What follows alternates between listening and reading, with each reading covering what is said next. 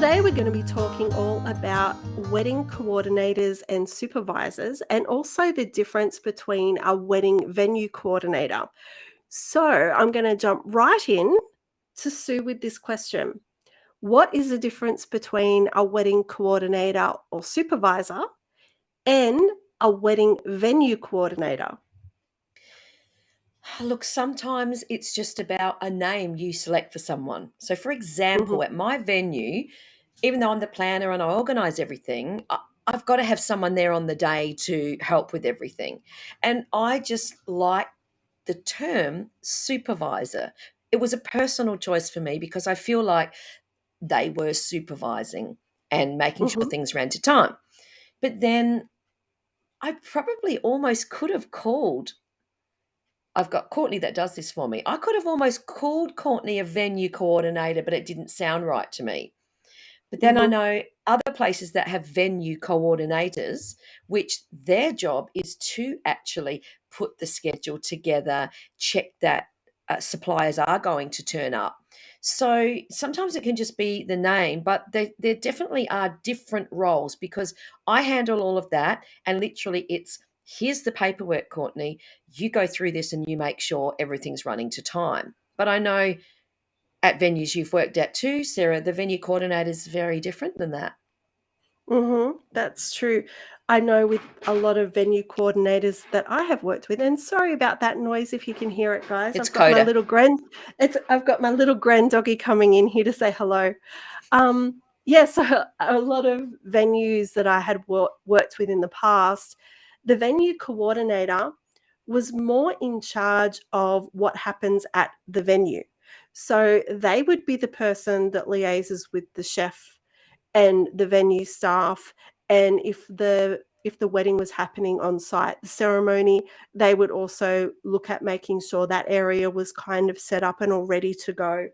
It was more the timing of when the meals will come out, when the speeches were going to be, what time the cake will come out, and that's what my interpretation of a venue coordinator is. They don't help you with picking suppliers.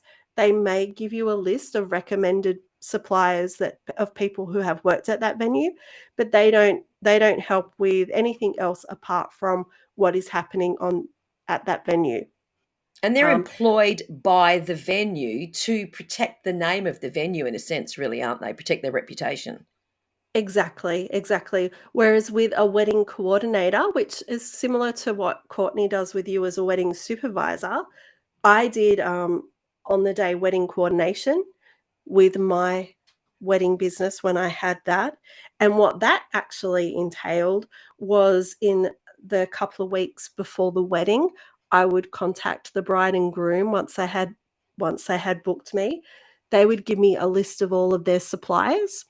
I would then contact all of their suppliers to confirm them for the couple, and I would be in charge of creating the timeline of the wedding day. So I would make sure that I discuss what time photography would start and video would start, and ensure that the delivery times were on that sheet for all things like flowers and the cake. And then on the wedding day, I would go and make sure that that was executed and everything ran to plan. So to me, that's what a wedding coordinator does. And it is different to what a wedding venue coordinator does. Does that It's make sense? it does. And here's the crazy thing is if it's a little bit blurry to us who understand the industry so well, how on earth are couples meant to navigate the difference? Because I know that brides, they'll say, oh, I've booked that venue and I've got a venue coordinator. And in their head, I know they're thinking, I've got a wedding planner. Exactly. And Yeah. that's we come back to managing expectations. That bride's going to be bitterly disappointed. That's a planner. They've just got someone on the day to make sure that, you know, bits and pieces are done and the photographer's here and, oh, can you just make sure that chair's in that place and the bathrooms are cleaned and sort of that type of stuff. So you can get great disappointment. And if you're not clear on what it means, ask the venue for a detailed list of what is the job role of this person that you're saying is in my package. And when you get Mhm. that, that will be very clear to you. Oh, wow. I kind of need more than that. That's when then you might be able to look into other services from possibly a planner to assist you.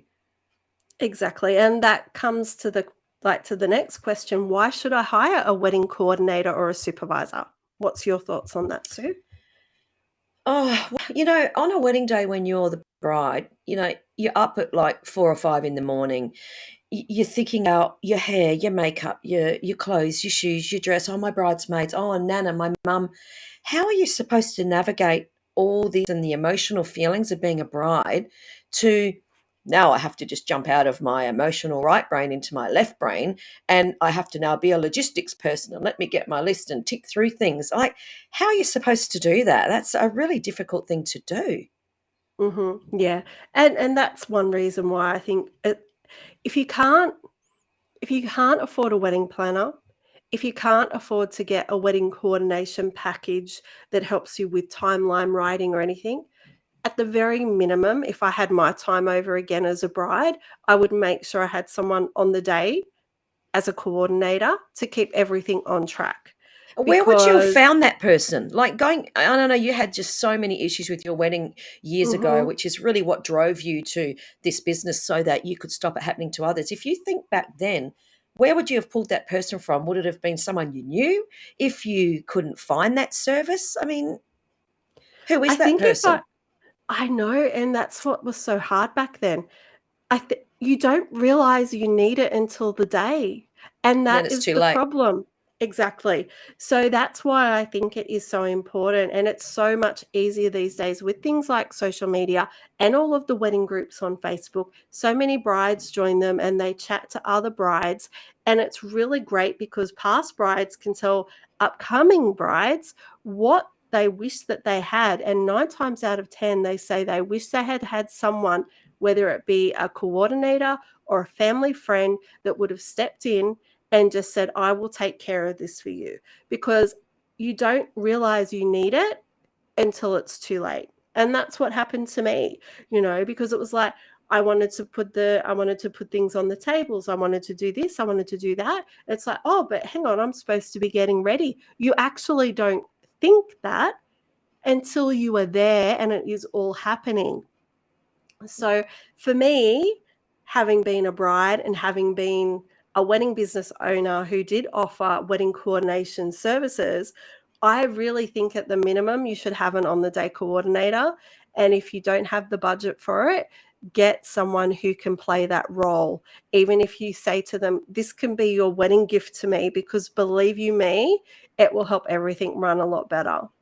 It sure does. And I think everyone's got that friend who they probably call bossy, but what they really are is they're just someone that is organized. And I always say when I'm at a wedding that I'm running that, like the guests will come up to me and go, I've never been to a wedding that things have just run smoothly and effortlessly. And we always knew where we were meant to be. We weren't standing around going, do we go to the ceremony? Can I Mhm. get a drink yet? And that's just a fantastic thing on your wedding day, is just to know everything's being taken care of. And I think everyone's got a friend like that who's just can keep things running to time and will have the clipboard and use Exactly. And them if you need to.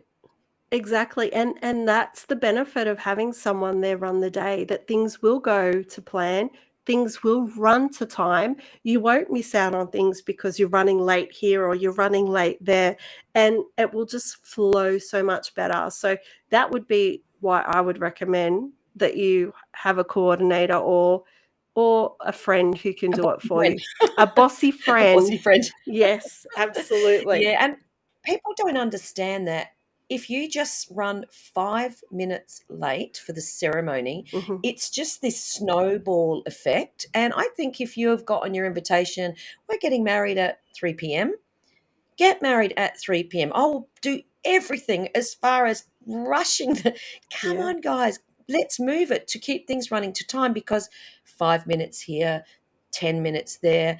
Caterers have to set Yes. guidelines to this is the time the food is going to be prepared and ready to go out. If you go and say to your caterers, we're running half an hour late, the food's going to be dry, the food's going to be cold. There's so much impact to that. You must run on time. And if you do run a little late, you have to find a window to catch that time up. Exactly. So that's why it's really important to have someone who is on top of all of that. So then it comes into, can you get different wedding coordination packages, Sue? Yes, you certainly can. And that's probably something I'll throw to you, Sarah, because this is something maybe you understand a little bit more about. You did sort of with your planning services, but I know when you worked with coordinators at venues that they would have had their different packages, because venues are always wanting to add a little bit of cream on top and make a little bit more money. So what was your experience with venues that actually offered that? I actually don't think I had a venue that offered coordination services. So I think that's why I was really lucky that they welcomed me how they did, because that in a way offered them the chance to actually be like, oh, we don't have to do as much for this wedding because we've got Sarah here. So I Yeah. think that, so in that regard, I can't really say that I stepped on anyone's toes, or if I did, I was never aware of it. But when it Yeah. came to different packages, I would offer 3 packages for that, just because I was aware of budget restraints, and I was also aware of the fact that, as you said, I had so many things go wrong in my wedding that I didn't want people have to experience that as well. So that was why I tried to keep a lower price option moving up. So my lower priced option, it was just me being there on the day from an hour before ceremony until the speeches and the first dance. So there was that, and they would have to supply me with all of the information and the timeline. They would do that themselves, because that is a massive thing and a task to accomplish. So Yeah. budget on the day, you would get me there for those hours. Then I had a middle package, which was I would take care of the timeline and be there on the day. And then I had a higher end package in that, whereas I would confirm all the suppliers. I would have like a meeting with the couple 2 weeks beforehand. So then if they had any things that they wanted done specially, I would ensure that that happened. So it was then the meeting, confirming suppliers, doing the timeline, and then being on the day. So for me, I had kind of 3 different levels of that, trying to help and accommodate those who might not have had the budget for the more premium. Yeah. Well, before I started all the planning stuff, of course, I was a photographer, and I Mm-hmm. was very fortunate that I worked at just about every wedding venue in New South Wales and out. And there was just some wedding venues which and you knew the guy, you just knew him. And often it was a guy. The big wedding venues, I used to work at places like, your La Montage and Concordoras, and offered a lot of uh, did a lot of Lebanese weddings where they'd often have 400 and 500 people, and Mm-hmm. they were slick, and literally they snapped their fingers and they had their headphones on and their clipboard, and I loved it when I was working at those venues. But there was also a lot of venues I worked at, and quite often it was things like surf clubs and places that you're just doing a dry hire, and all you're doing is Mm-hmm.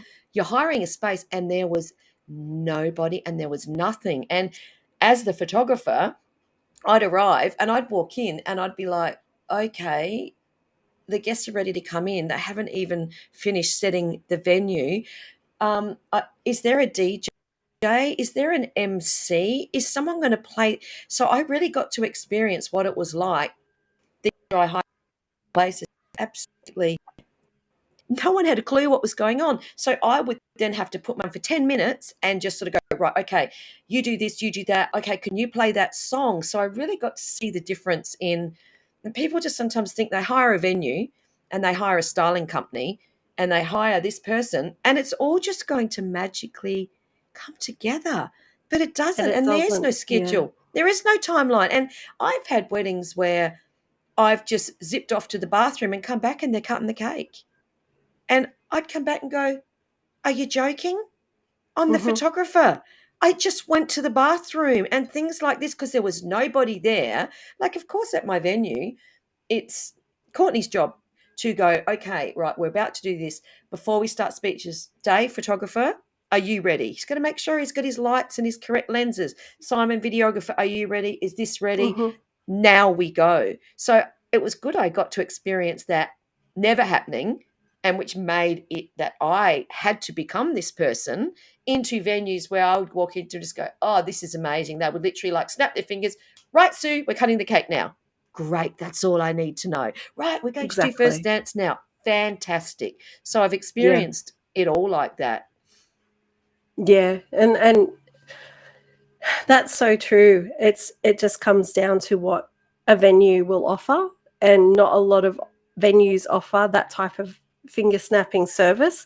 Oh, and they're So charging for so it. Like oh, they are. I mean, Yeah, these specific wedding venues are charging a mozza, but rightly so. absolutely. And when you're just hiring a surf club on the beach with just tables and chairs without even tablecloths, well, come on, you got to look at the price difference and what you get. And Mm. so that was my greatest learning in all of this, was having to put fires out non-stop and having to work it out as I went along. And I worked it out and realized it's really not that difficult. If you can think about it, and if you've actually, and I think the thing is as well, and that's the difference between us being in the industry and us doing it all the time, you are really aware of it. And when you're not, you have no idea. And that brings it back to why it's good to have a coordinator on there on the day, because they understand it. So Exactly. exactly. The next question I have is, do you get special discounts if you use a wedding coordinator? Sorry, here's me, multitasking and, responding to my million messages that come in nonstop. Do you get special discounts, Sarah? I believe that you know about this one. Well, in my business, no, they didn't, because it was Yes. just the coordination, and it was a service close to the end of the wedding. And yeah, so quick answer for that question, no. No, but I'm sure that there's It these depends, businesses yeah. that offer that if you want to go with these people and offering discounts, and you should always go with recommended people. Is even if they cost a little bit more, you're crazy just to go with someone. Like, I bumped into someone in the supermarket yesterday who I used to do weddings with, and we were talking Mhm. about photographers, and she said, oh God, I had this experience where the wedding was at 3:30. The photographer was meant to do 30 minutes of just quick prep photography before. Rocks up at 3:30. Rocks up as the bride's about to walk down the aisle. So that's unacceptable. And can you Yeah, imagine what that put that bride's mindset in? It just kind of ruined the whole day. So that's why, absolutely. yeah, great to go with recommendations. Yeah. Absolutely. So what does a coordinator actually do in the lead up to the wedding? So look, with coordinating, a coordinator it's a funny thing, isn't it? Coordinate the day. It's Mhm. are buses coming in? I need to know who the bus companies are. Now, coordinators in some venues will do all of that. Sometimes the planner will do it and pass that information onto the coordinator. Mhm. Sometimes the planner will communicate with a coordinator and sometimes they won't. And this is where it becomes a grey area, because every single wedding venue is really different. But a coordinator coordinates the day. Make sure, hang on. Okay, so this might be the timeline, but I can see a big issue with that. There isn't enough time left here. What about this? What about that? Coordinating's coordinating, whether you're doing weddings, whether you're being a soccer mum and, running the soccer games, or it's coordinating. Mhm. What's your vibe on that? Oh, I agree. And in the lead up to a wedding, I think the thing is with a coordinator, it's very different to a planner. It's just doing a small section of that. Most people who hire a wedding planner, they don't have a coordinator, or they might have that as part of the package, which therefore Because they don't need it, really. exactly, They exactly. don't need it, Or yes. their wedding planner might have a coordinator, like what you do with Courtney. You were there, but you're there with her as well, and that's kind of what a wedding planner would do if they had a coordinator. Whereas a coordinator, they are just there at the last minute. A lot of times, it's a last minute hire, because people then realize as they're getting closer, oh my gosh, who's going to take care of all of this? I need someone. So in the lead up, it just depends on what you want to hire your planner to do, well, your Yeah. coordinator to do, I should say. So in the lead up to an actual wedding, and what they do on the day, I think, is very dependent on as to what it is that you want them for. And that's why also we talked about names. So, look, this is the reason why I called my supervisor a supervisor, because she doesn't coordinate the wedding. I do all of that, but it's her job then to have my paperwork, that it's her job to supervise what I've already coordinated. And if she ever sees something that she thinks doesn't look right, she'll come and talk to me about it and we can go, okay, well, let's swap this and that. But really, she's just a supervisor. So this is why we're trying to explain to everyone they're very different roles. There's really three, isn't there? There's supervisor, coordinator, and planner. And we would really just love couples to not get confused with it all, because that's going to cause disappointment. And the last thing you want for your wedding is disappointment. Absolutely. So, again, as you just mentioned, that's why we're trying to debunk the confusion with the titles and what they actually do. So, with this one, how much will a wedding coordinator cost? I'm assuming that this will be something I should answer, or do you have some thoughts on that, Sue? Uh, I think you should probably go with this one, because my venue It's just different. works a little bit differently. So I'd rather hear the more generic Okay. from Well, back Sarah. when I was doing it, I would charge $9.95 for just the on the day coordination. So that would have me being there 1 hour before ceremony, all the way up until the end of the speeches and the first dance. Then I would have a middle package, which was, I can't think of that. That included the timeline. I think that was 19.95 from memory. So it was the timeline preparation, all of that type of thing, with then being there on the day. And then I would be $24.95 for then confirming all the supplies, having the meeting with the couple, doing the timeline, and being there on the day. So that was my pricing. I'm sure that And that was a few years. it was, and I'm sure that there's people cheaper and I'm sure there's people more expensive, but that can give you a bit of a rough indication as to how much it was and what sort of you would get for each price point.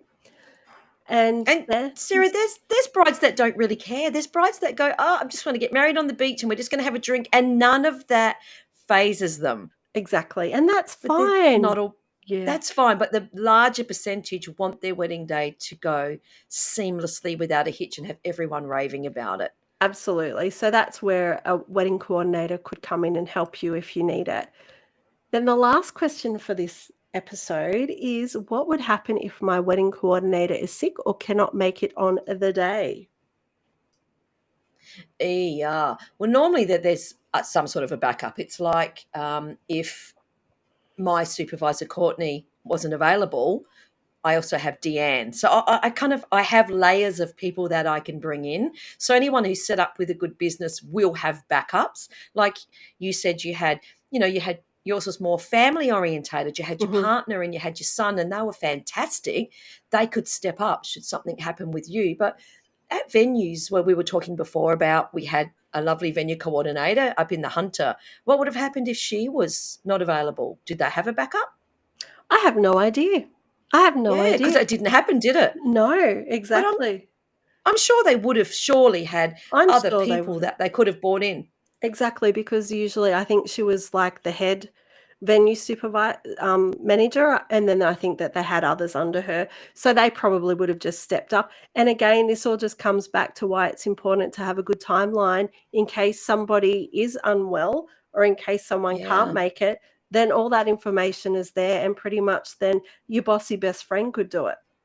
I agree with that, So, because I mean life happens, mhm, and situations happen out of everyone's control, and you can't just, it's like, what happens when you're a photographer? We talked about this in the photography mhm, episode. 2 hours before, your photographer says, I've got food poisoning and I cannot get off the bathroom floor. My head's in the toilet bowl nonstop. yeah. How do you find another photographer on a Saturday 2 hours before your wedding? It's life. And you just hope that you could just go on Facebook and find people, but some of these things are really awkward. We just don't have people sitting in the wings just waiting in case they get a phone call for a job. Exactly. Exactly. But I like what you said too about if you've done your job properly, like I know my pay everything so well managed, and it's so I could just throw that at someone and they could just run through that. But I do have layers in my team, even like my DJ and MC, like he could run it. So Yeah, I'm very fortunate exactly. like that. I have such a great team around me, but not everyone has that. Exactly, and that would be a great question to ask a coordinator if you were gonna hire one, but again, as I said, like, I would make sure I had backups, and if worst scenario was that you couldn't get there, they didn't have a backup, if you've got the timeline, then you can give it to a friend, and obviously, if they're not there, they would probably give you a partial refund because they couldn't make it on the day, but just bear in mind they did put a lot of effort into that timeline and finalizing things, so you obviously wouldn't get a full refund for No, work it would that has just already be been their complete. time on the Yeah, day. Yeah. Yeah. You got to be fair and absolutely, reasonable. absolutely. Well, I think that's a wrap for that, Sue, but before we go, I would really love to hear the story about the rings and the llamas. Oh, there's so many ring stories. So it's happened maybe 12 months ago, and it was terrible. It was actually me that did this, but the groom said he wanted to sort of, mess with the best man because he was so scared that he would lose the rings, right? And we had llamas or alpacas, they look very similar, at the wedding. So I came up with this naughty idea where I said, all right, why don't we attach the rings to the alpaca onto the harness, whatever they wear, but I'm going to make the best man think that he's lost the rings. So Oh, you're horrible. I Oh know my I'm so gosh. I'm so so he comes up to me with the two boxes and he gives them. I said, right, let me look after the rings for you. I opened them and I said, now could you check to make sure they're in? And he looked and he said yes. So we closed it and we tied the ribbon up. And then when he went back to the cabin, I took the rings out and I tied them up again. But we had them tied onto the alpacas. So what happened was he's fumbling in his pockets. He pulls it out. It's all on video. He opens it, and all you can see is this guy, just his face, just go white. There's no rings in the boxes, but I'd done it in such a way that I had Oh my gosh. orchestrated for the llamas to be walking down the aisle, and then the groom kind of goes, "Oh, I'm just playing a joke on you, so go up and get them off of the llama." Oh So my he walked. gosh. This poor guy, and afterwards he said to me, "Oh my God, Sue," he said, "I literally haven't slept at night, scared, and I didn't know all of this." And he reckons that when he opened that, he said, "I nearly just ran," because he said, "I thought the groom would just literally punch me in the face." But Oh it no. was funny, but I felt a bit bad because this guy was just like, "Oh my God, my worst nightmare just happened." And here's me thinking, "Oh, this will be a bit cute." He'll open the box, and then the groom would go, "It's okay, here they come." But the groom kind of played it on, and yeah, he got a little bit stressed. But it was afterwards, and he had a beer, and he laughed, and he said, "Actually, that was a pretty good joke. Well done, Oh my naughty gosh. Well, I Yoda." well, I would really love to know the payback story of that because if he was that stressed out, I can only imagine what he's Oh gonna do. yes, Oh my gosh, that's crazy. You evil woman, you, I love I it. know. That's my evil side, isn't it? Terrible. It is. Anyway, well, thanks for sharing that story. We look forward to hearing more of them very soon. There'll be multiple stories. I love that there will be multiple stories.